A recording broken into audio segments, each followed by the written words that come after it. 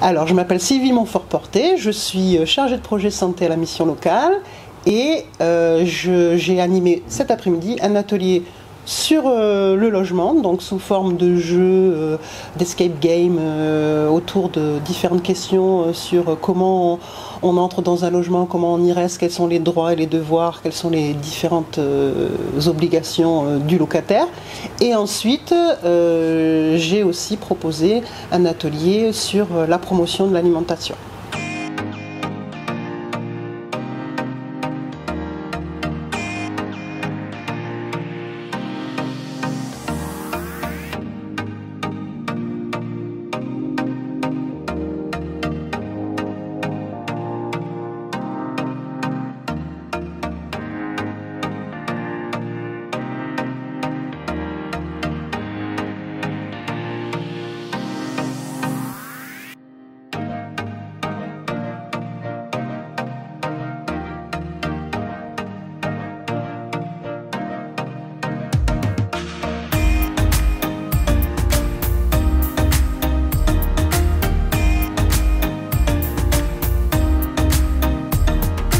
L'atelier logement, je l'anime, au départ je le co-animais avec la maison de l'habitat qui s'appelle Solia maintenant.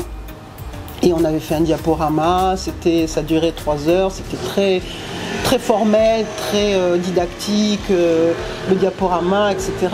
Et petit à petit, je me suis rendu compte que les diaporamas, c'est bien pour certaines, dans les universités par exemple, on va dire, ou dans des lycées et tout.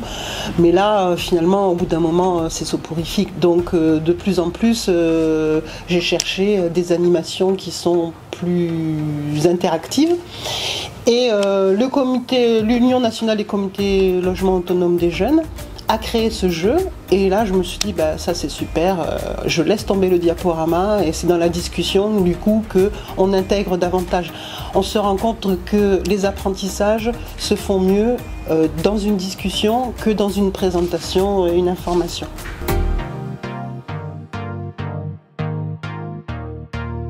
Au début, cet atelier il existe déjà depuis plusieurs années, et au début ce qu'on faisait c'est qu'on avait la possibilité de préparer les repas ensemble puisqu'on partait dans des séjours à la montagne. Bon, ça c'est quelque chose que cette année et l'année dernière on n'a pas pu faire à cause des mesures sanitaires.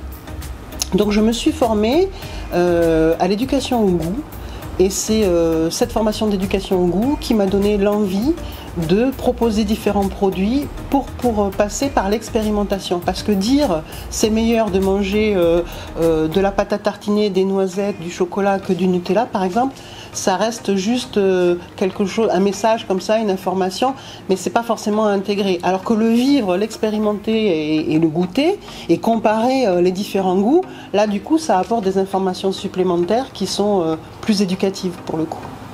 Pour faire cet atelier-là, j'ai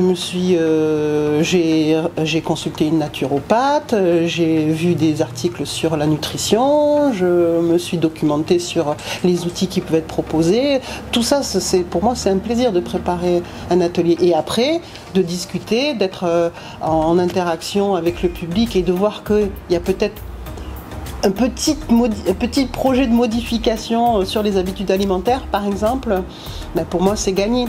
Alors c'est vrai que sur un atelier comme celui-là qui dure 2 heures, c'est quand même moins probant que sur un séjour à la montagne où on partage le petit déjeuner, le déjeuner, le dîner. Là il se passe davantage de choses, c'est une évidence. Et dès qu'on pourra de nouveau repartir, on le fera le plus vite possible je pense.